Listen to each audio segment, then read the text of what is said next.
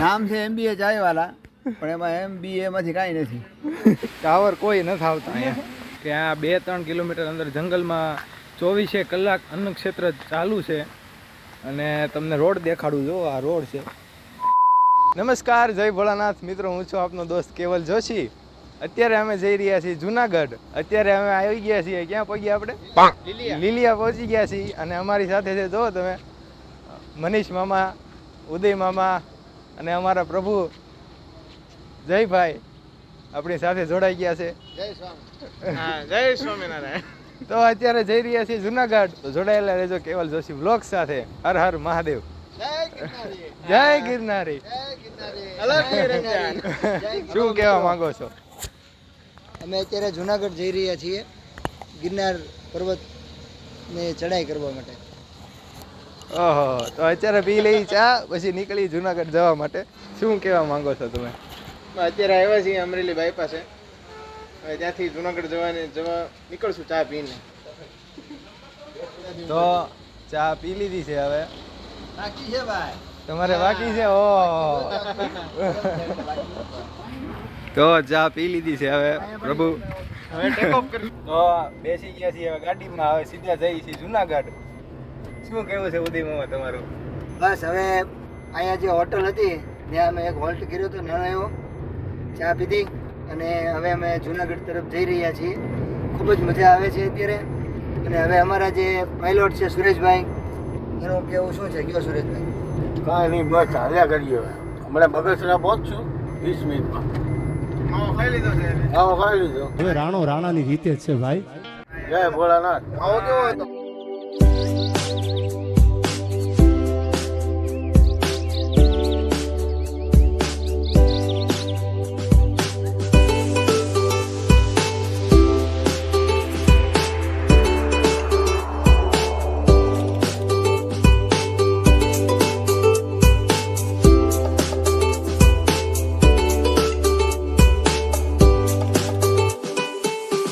તો પહોંચી ગયા છીએ અમે જુનાગઢ અને જમી લીધા છીએ અત્યારે. સ્મિતભાઈ તોફાન કરે છે. આ સ્મિતભાઈ છે. હા, છે અમારા સ્મિતભાઈ. એને આગળ નથી બેસવું, પાછળ બેસવું છે. ના આગળ બેસવું એટલે તોફાન કરે છે. હવે અમે જમી લીધા છીએ અને અત્યારે જવાનું છે. ક્યાં જવાનું? હા, હવે ઉપરકોટ જવાના છીએ. ક્યાં? બોરદેવી જવાનું હતું, પણ ત્યાં રસ્તો ખરાબ છે, એટલા માટે અમે અત્યારે ઉપરકોટ જઈએ છીએ. પછી ત્યાંથી કાશ્મીરી બાપુના આશ્રમે જવાનું છે. જય ગિરનાર. તો અત્યારે જઈએ છીએ ઉપરકોટના કિલ્લા ઉપર.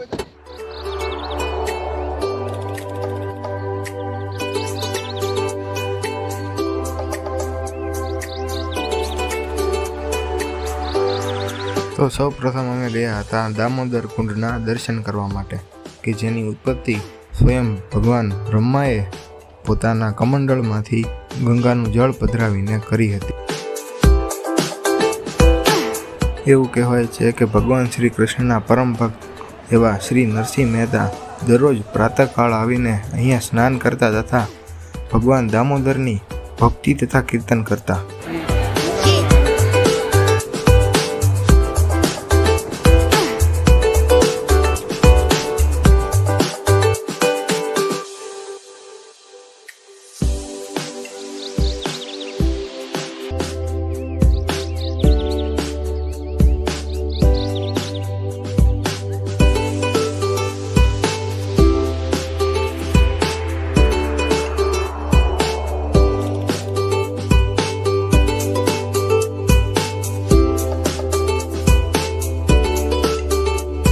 આવી ગયા છીએ આપણે ઉપરકોટના કિલ્લામાં.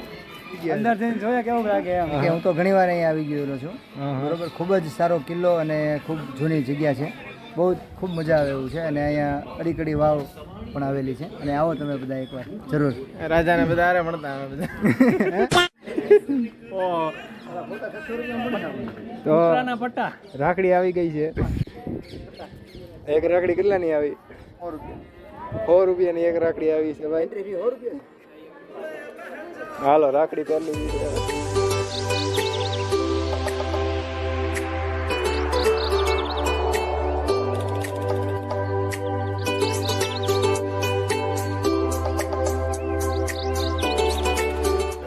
એન્ટ્રી લઈ લીધી છે. હવે હાથમાં રાખડી બાંધવી. બતાવો રાખડી, બતાવો.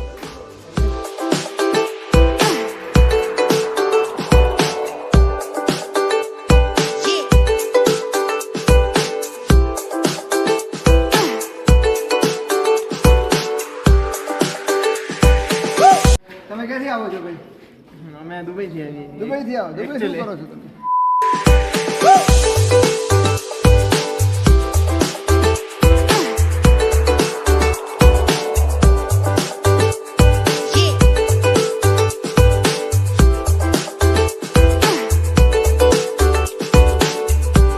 તો પોઝ આપી રહ્યા છે.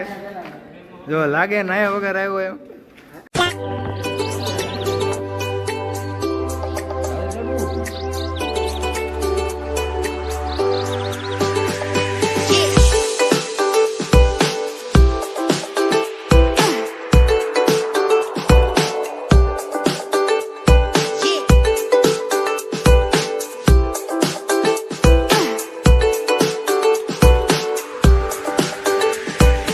એક એક વસ્તુ તમે કવર કરવા રહ્યો તો કાલ સવાર પડે એવું છે અહીંયા તો. શું કહેશો તમે? 100% શું હે?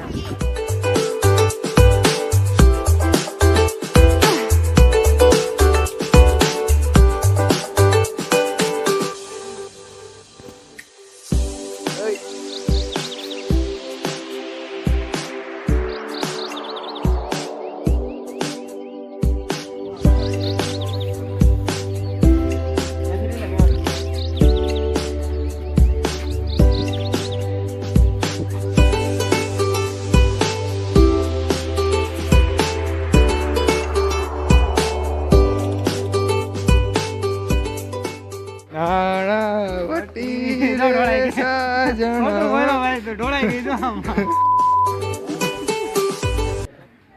20 રૂપિયાની ચાય વિડીયો હે. હા, શરૂ 20 રૂપિયાની ચાય એકદમ વખાણ કરવા લાયક નથી. નામ છે MBA ચાય વાલા, પણ એમાં MBA માંથી કાંઈ નથી. મોસ્ટ બકવાસ.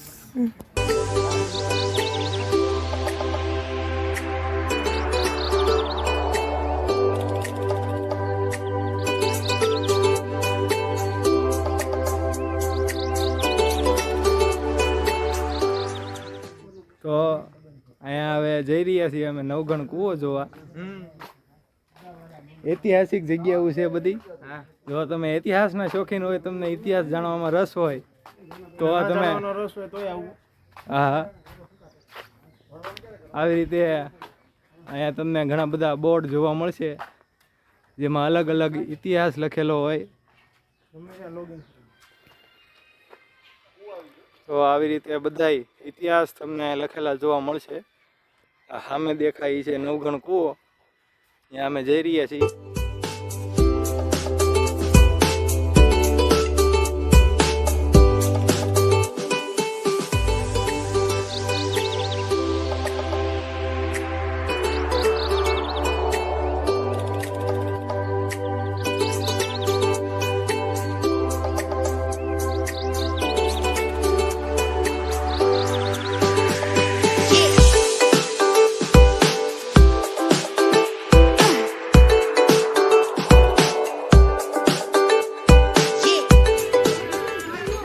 તો અહીંયા તમે આવી રીતે સાયકલ પણ રેન્ટ ઉપર લઈ શકો છો. અહીંયાથી દેખાઈ રહ્યો છે ગિરનાર પર્વત.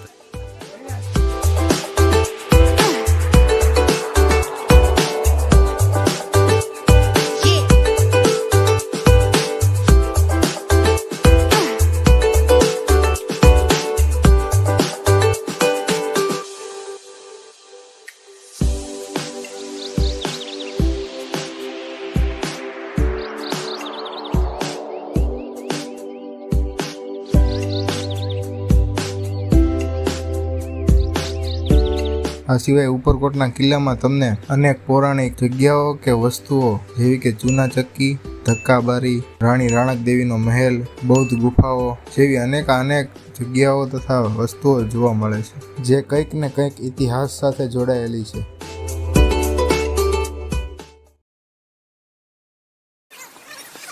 તો ઉપરકોટનો ફોર્ટ જોઈ લીધો છે અમે, ઉપરકોટનો કિલ્લો, અને હવે નીકળી ગયા છીએ ત્યાંથી. કાશ્મીરી બાપુ તરફ હવે તૈયાર કરીએ છીએ. હા, તો હવે અત્યારે જવાનું છે કાશ્મીરી બાપુના આશ્રમ બાજુ. અને ઉપરકોટના કિલ્લાનો ટાઈમ છે સવારે 8 વાગ્યાથી બપોરે 4 વાગ્યા સુધી એની એન્ટ્રી હોય છે, અને એનો ટાઈમ છે 6 વાગ્યા સુધી. રિનોવેશન કર્યું છે અને ખૂબ જ મજા આવે એવી જગ્યા છે. એકવાર ખાસ તમે જોવાલાયક બહુ મજા આવે એવું સ્થળ છે. ખાસ કરીને જે લોકોને ઇતિહાસ જાણવામાં ઇન્ટરેસ્ટ હોય, ઇતિહાસ ગમતો હોય, હા, ફોટા પાડવામાં એ બધા શોખ હોય, એકવાર આવવું જોઈએ. અને જેનો ચાર્જ છે 100 રૂપિયા. હા, અને 100 રૂપિયા ડિપોઝિટ આપવી પડે છે.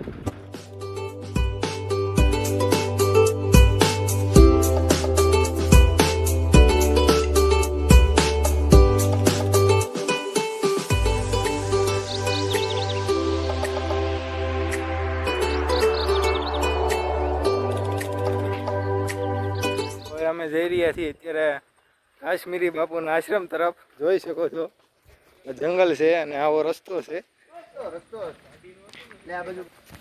તો અહીંયા થોડેક સુધી ગાડી આવી જાય છે, પછી તમારે ચાલીને જવું પડે છે. 1.5 થી 2 કિલોમીટર તમારે ચાલીને જવું પડે જંગલમાં. હેલો ગાઈઝ, અમે જઈએ છીએ અત્યારે.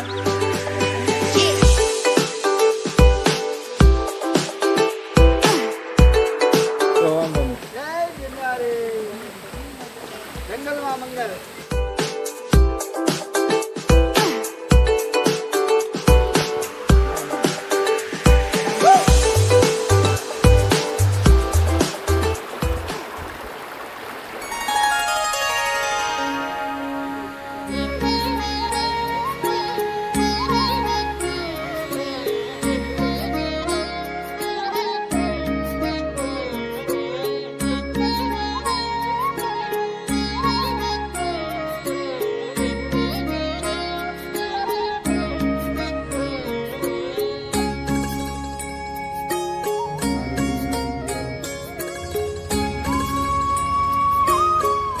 ભજનાનંદી સંત એવા શ્રી કાશ્મીરી બાપુ હિમાલયના ક્ષેત્રમાંથી ગિરનાર પધારેલા અને તેમણે અહીંયા તેમનું જીવન વિતાવવાનું પસંદ કરેલું.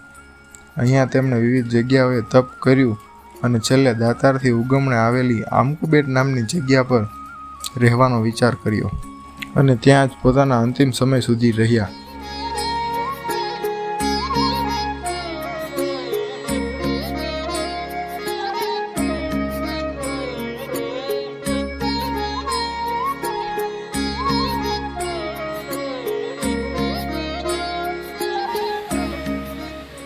તો અમારી પાછળ જે તમે જોઈ રહ્યા છો એ છે કાશ્મીરી બાપુનો આશ્રમ અને દાતારેશ્વર મહાદેવનું મંદિર. હવે તમે વિચાર કરો કે આ 2-3 કિલોમીટર અંદર જંગલમાં 24 કલાક અન્ન ક્ષેત્ર ચાલુ છે. અને તમને રોડ દેખાડું, જો આ રોડ છે.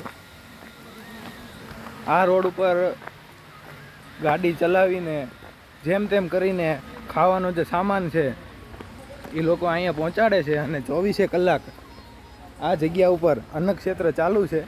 તો અમે પણ પ્રસાદીનો લાભ લઈ લીધો અમે. તો હવે અમે અહીંયા દર્શન કરીને હવે અમે જઈ રહ્યા છીએ પાછા ભવનાથ તળેટીએ. હા, તમે જોઈ શકો છો, હા એનો રસ્તો. નહીં, ટાવર કોઈ નથી આવતા અહીંયા. જય ગિરનારી. કાશ્મીરી બાપુ હતા ત્યારે પણ અમે લોકોએ એના દર્શન કરેલા છે અને અત્યારે અમે જઈ રહ્યા છીએ હવે પાછા. બાપુના આશ્રમમાં તમે આવો તો એકદમ જંગલનું વાતાવરણ હોય, ઝરણા નાના નાના ચાલુ હોય, નાહવાની મજા આવે, ચાલવાની મજા આવે, એકદમ પ્રાકૃતિક વાતાવરણ હોય. તમે જોઈ શકો છો અહીંયા જો બધી જગ્યાએ એકદમ ઝાડ છે, જંગલ.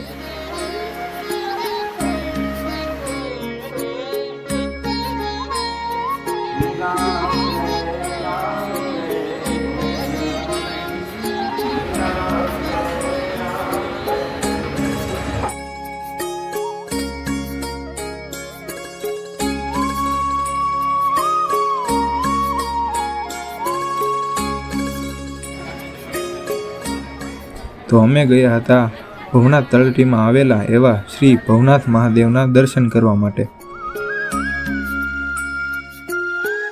અહીંયાના ઇતિહાસની જો વાત કરીએ તો એક કથા અનુસાર ભગવાન શિવે અનેક જીવોના કલ્યાણ અર્થે રેવતક પર્વત એટલે કે આજના ગિરનાર પર્વત પાસે રહેવાનું પસંદ કર્યું. ત્યારબાદ તેમની શોધખોળ કરતાં કરતાં દેવી દેવતાઓ અહીં આવી પહોંચ્યા અને ત્યારબાદ એવું કહેવાય છે કે ભગવાન શિવે વસ્ત્રનો એક ટુકડો ફેંકી તેના અહીંયા હોવાનું પ્રમાણ આપ્યું, જે હાલ ભવનાથ મંદિરની સામે વસ્ત્રાપથેશ્વર મહાદેવના નામે બિરાજિત છે.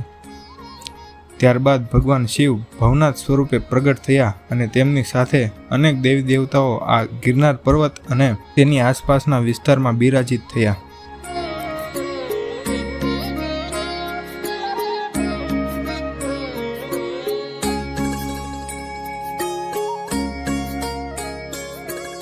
આ મંદિરમાં 2 શિવલિંગ જોવા મળે છે, જેમાંથી નાનું શિવલિંગ એ સ્વયંભૂ પ્રગટ છે અને મોટું શિવલિંગ એ 7 અમર આત્માઓમાંના એક એવા શ્રી અશ્વત્થામા દ્વારા સ્થાપિત કરાયેલું છે તેવી માન્યતા છે.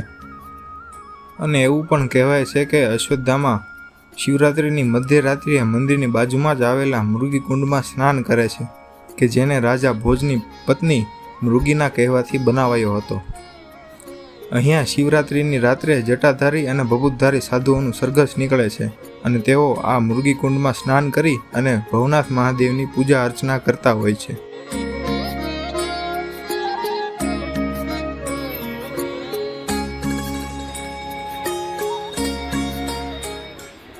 તો ભવનાથ મહાદેવના દર્શન કરીને અને જમીને અમે ગયા હતા રૂમ પર આરામ કરવા માટે. તો જય ભોળાનાથ બધાઈને. કાલે રાતે બહુ થાકી ગયા હતા એટલે હોઈ ગયા હતા અમે. આ ધર્મશાળા જો આ ધર્મશાળા છે અને અત્યારે વાગી રહ્યા છે સવારના 5:15 અને અમે આજે જવાના છીએ ગિરનાર ચડવા માટે. તો અમારી જર્ની હવે કેવી રહી છે તમે જોજો, એ દેખાડીશ તમને આવતા વ્લોગમાં. તો જોડાયેલા રહેજો કેવલ જોશી વ્લોગ સાથે. ત્યાં સુધી હર હર મહાદેવ, જય ગિરનારી.